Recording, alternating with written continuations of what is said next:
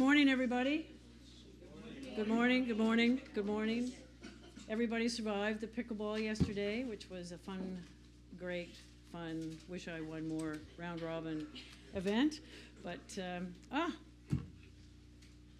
thought I rounded you up. Yes, come in, Mo. Good morning. Not that I'm going to say that you're the last one to attend, but I just did. So, anyway, welcome everybody. Thank you for coming from all parts of the world to come and join us from Australia and Tunisia, Japan, Chinese, Taipei, India, Hong Kong, Canada, Mexico, Chile, Ireland. I bet you thought I was going to forget about you, Michael McDade. Peru, Puerto Rico, India. Have I forgotten anybody? That's impressive. That's very good. And then you're going to say, what are all of our names?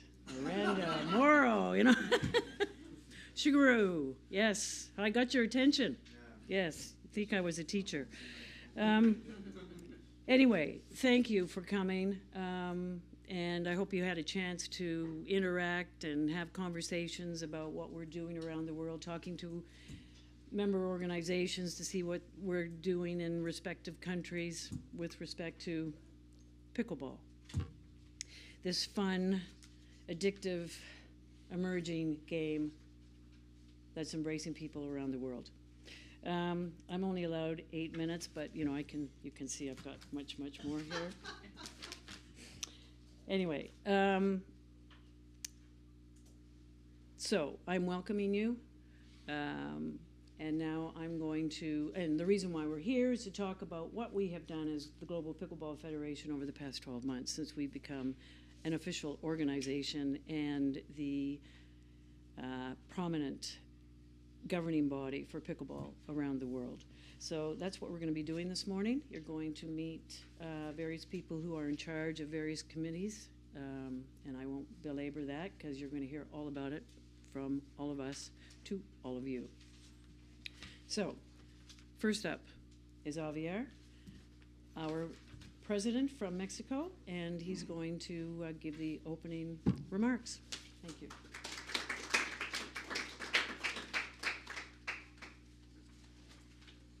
Thank you, Cynthia.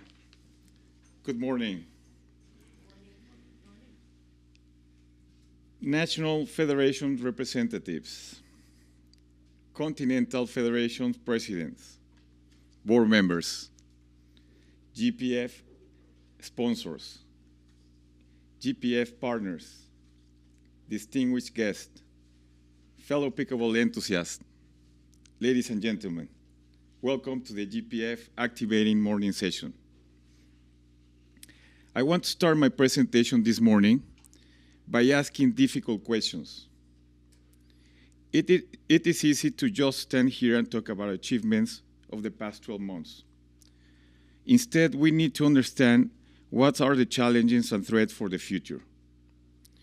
Asking difficult questions help us find the truth, to have a better understanding of reality, of what's happening out there.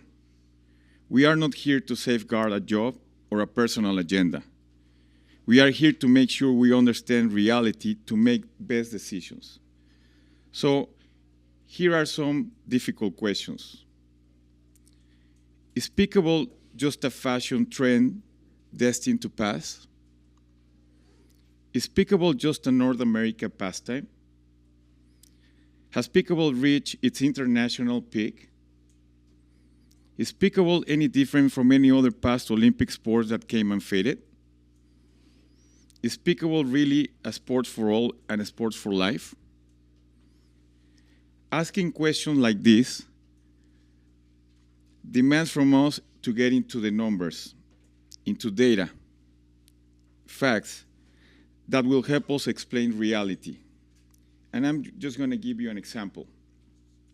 A recent YouGov survey conducted in March of 2024, just 8 months ago, found that 56% of US adults reported knowing nothing at all when they asked how much do you know about the sport of pickleball?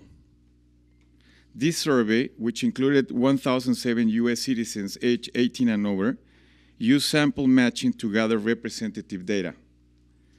If this data is representative of what's happening in the US, we can be sure that the number is in other regions of the world is much larger than that. Again, by understanding what's happening out there, we can design strategies and make decisions that will change or alter that reality and therefore achieve our goals.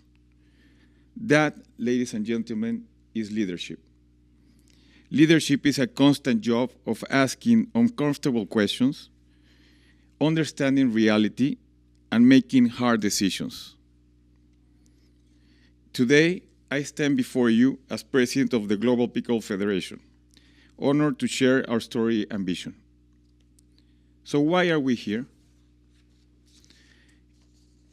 It is no secret or surprise that we have much division within our countries and around the world. We see division in politics, societies, ideology. Pickleball was not an exception to this. 3 years ago, pickleball was a sport with international groups pulling in different directions, without a consolidated leadership and a real concern of unity. But two leaders of our sports had a different vision of how our sport could and should be. These two leaders began knocking doors and convincing other leaders on the need for unity. They recognized that if pickleball was to become an international sport and part of the Olympics, we needed to get our act together and achieve unity. It was difficult because no one appeared to be listening, but these leaders, Jen Ramamurthy from Australia and Tony Casey from Canada, did not surrender and with great resilience and perseverance achieved to put together a coalition of country representatives willing to bring unity to the sport. For 2 years, this coalition of country representatives worked hard as volunteers, put in many hours and meetings, with ups and downs in the process. But at the end, the Global Pickleball Federation was conceived. The Global Pickleball Federation is the result of a real concern of unity. Our bylaws and values enlisted in our website were designed to align our organization in the most professional way. Unity is powerful, as this has the power to transform communities. Just the other night, as I was talking with our sponsor, John, he was telling me a great story that thrilled me. He was telling me about a community in South Africa where 3 different ethnic groups coexist, but they don't like each other traditionally. Pickleball courts were implemented there, and all groups would connect and interact very positively playing pickleball. Democracy is about building coalitions. It is about engaging and committing, and it is about convincing a majority to follow a direction. But deliberation, debates, and conflict management have to be carried within the organization. We are always open to talk and have a conversation with other external organizations. But the work of governance has to be done within the GPF. The continental federations, the national federations, all official bodies of the GPF, and all strategic alliance and partnerships signed by the GPF. Every stakeholder within our sport and industry have to have a clear understanding of their role and participation. Otherwise, there's a waste of resources. 2 clear examples of these are tournaments and Olympic recognition. International amateur sanction competition has to be designed, defined, and administered under the supervision and approval of the GPF board. Private tournaments tours are very much welcome as they help promote and grow the sport. And the GPF will remain neutral to all. but we expect all our country members to respect their level of competency within their national boundaries and respect and align to GPF authority on international competition. Olympic recognition has been a very important goal to achieve since the very creation of the GPF. Our bylaws were drafted, designed, and aligned with the International Olympic Committee. We welcome any external efforts and talent to work with our multi-event committee and our legal team to get to the IOC recognition. But this process also has to be worked and approved by the GPF board. Working and promoting other organizations for this purpose, apart from the GPF, can cause the complete negative result we all highly desire. So I have covered the why, which is unity. Now let me talk about the what. If we want to make sure pickleball becomes an international sport and thrive into the future, we need to focus on growth. But growth, it's easy said than done. Maintaining a constant rate of growth requires from us, again, to learn and understand reality. Growth is certainly achieved with implementing productive programs that may include youth programs, coaching and instruction programs, equipment distribution, expansion of court around the world, tournaments and events. But there's more than that. We need to understand the economics and finance of the sport. It is not easy to build a sustainable business model around pickleball. Land is usually very expensive in large cities, and we are facing challenges that have reacted to pickleball growth. Other sports ground areas rejection, neighborhoods complaining about the noise, limited spaces for practicing pickleball. This could be forces that may have a negative impact on our sport growth. So yes, just as pickleball has found a way to grow, even when it is not organic, but that may not be a constant if we don't build the right organization and teams to approach that and make decisions on the correct information. So I have covered the why and the what. Now I want to talk about the how. How we're going to achieve growth. Our main focus for 2025 will be on generating the financial resources we need to cover our budget. We need to create revenue streams to help fund projects or initiatives that promote growth. Let's go back to unity. A strong, unified organization is very appealing for sponsor money. Our activating strategic plan is the roadmap on how we will achieve our goals and objectives. It empowers our volunteers through our activated committees, where the actual work for our country members is designed and implemented. In the next hour, you will get the chance to hear how these committees are working and creating a value proposition for our country members. A good strategy will help us generate an organic growth that results in improving resource allocation. I want to take this opportunity to invite again all country member federations to recommend talented candidates so that we can complete the staffing of our committees. If you are interested in helping, please don't hesitate to contact us. My speech this morning might sound pessimistic, but it is not. I am actually very optimistic and enthusiastic about the future of pickleball.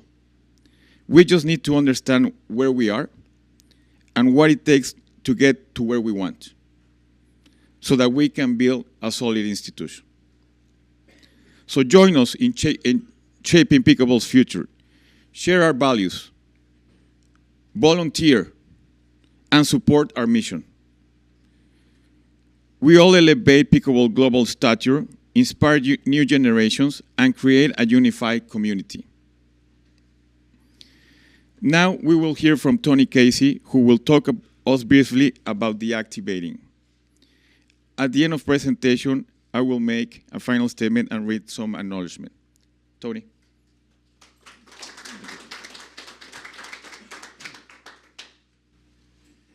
Good morning.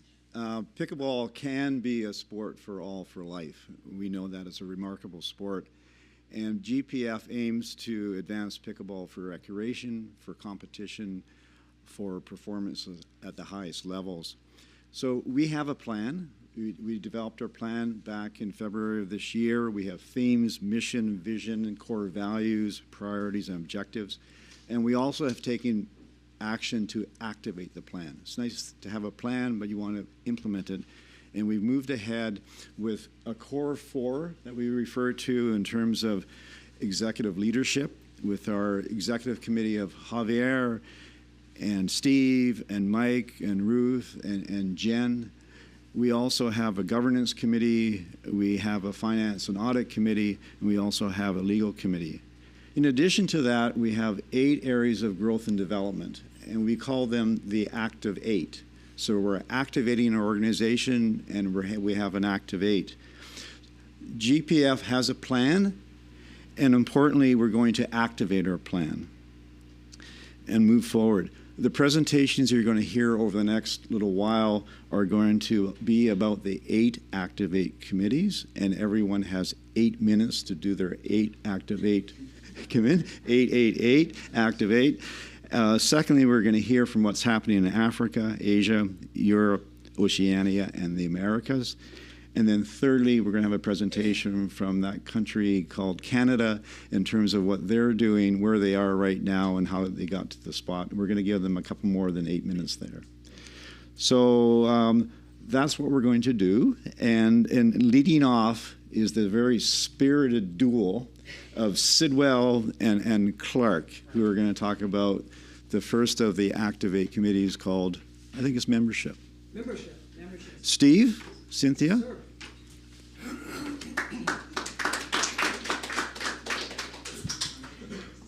Do I kick off?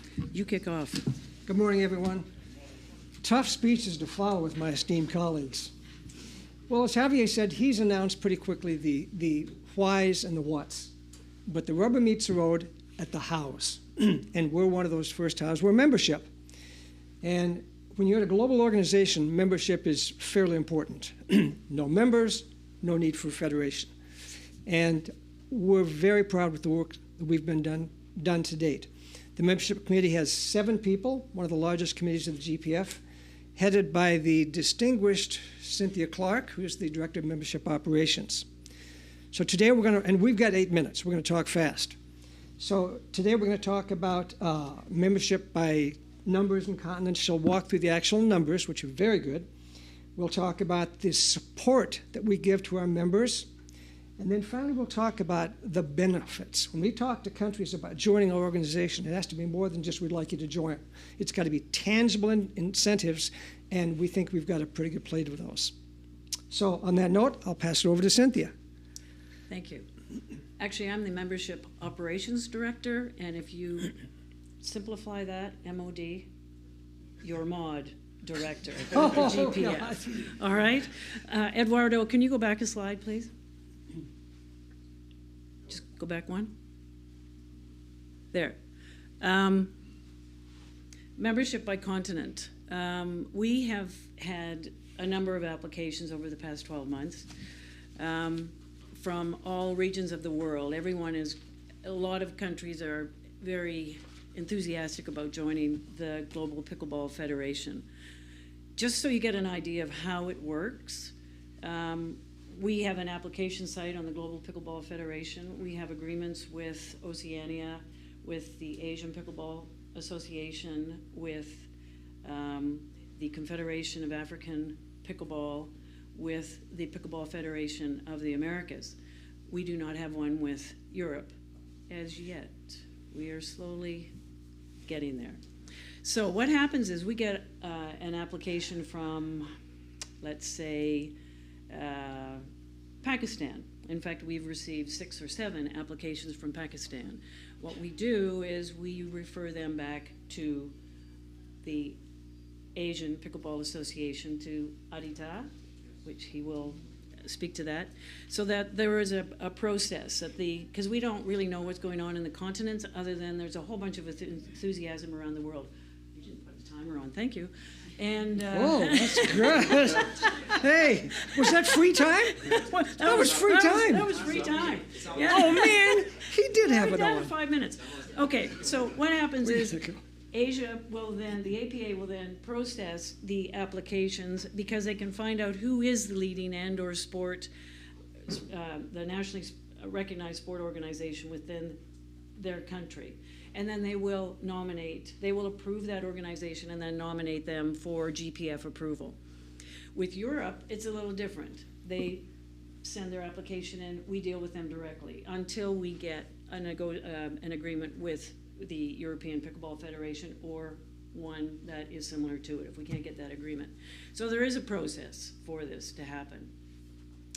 So right now, we have 52 GPF members that we have. It's been an amazing whoosh through the past 12 months.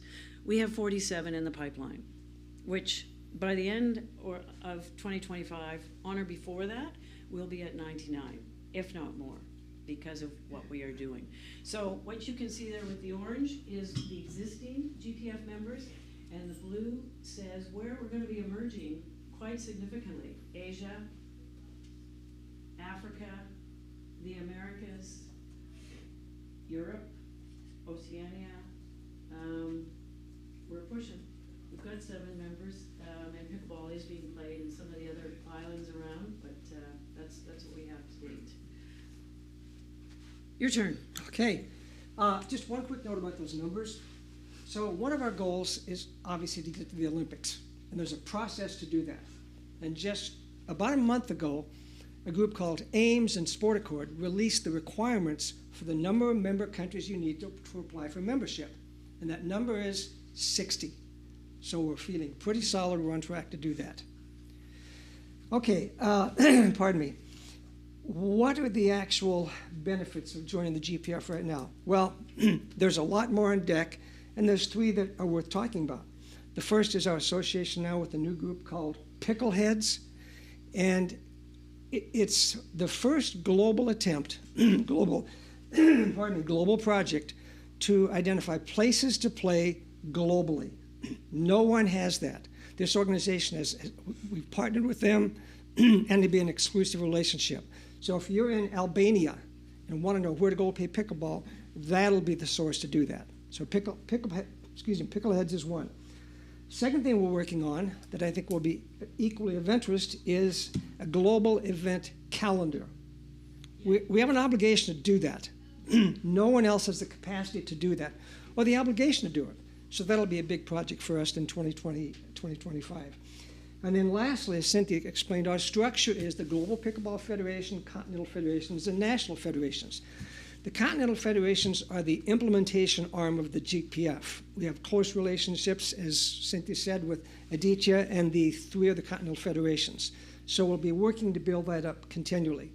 And lastly, there's a short, not so short, but we'll make it short, list of actual member value things. When you're trying to talk to a country or you're evaluating multiple candidates, we want to be able to say, we can provide you this, this, this, and this. And hopefully it'll become a self-recruiting process because we think there are serious advantages for doing that. Back to you. You covered member value. You're going to talk about improve onboarding process. Well, are we going to touch on any of these specifically? This on the member values? Yeah. Well, one thing we do is as soon as an organization becomes a member of the GPF, we connect with them directly, and we welcome them. They become part of the website, and there are links for the social media. We then connect with the marketing communications department committee, and Ruth will send out on social media, Instagram, Facebook, and the website, announcing new members to the GPF. We then follow up with all the reasons why you joined the GPF, and that list will continue to get longer as we create more opportunities for our member organizations to participate through international tournaments, world championships, and how we can help you with developing pickleball in your backyard. So that's Go ahead. Watching the clock, he's going to be tough. He is going to be So two quick things that we know of great interest to everybody in the world, emerging and developed companies as well, is how can we help them in coaching instruction? How can we help them in referee instruction? And Mr. Casey has done a fabulous job developing a coaching instruction process. Our job is not to do these things for our member. Our obligation is to identify the best way to do those things and the best way for them to be attained. So that's our model all across the GPF. As they say, we'll help you help yourselves get to where we want you to be. So that's it from my end. What we've learned over the last 12 months is that the membership requirements that we have need to be tweaked to be more welcoming and help emerging countries in particular become members of the GPF. Also with the continental federations and then with the GPF. And in doing that, we are also going to be reassessing the membership level structure. We've got Class A, Class B, and then Class C. And Class A would be the validation that you are able to compete internationally, that you have achieved all the various levels to do that. So anyway, stay tuned. We will be communicating with you about all of this.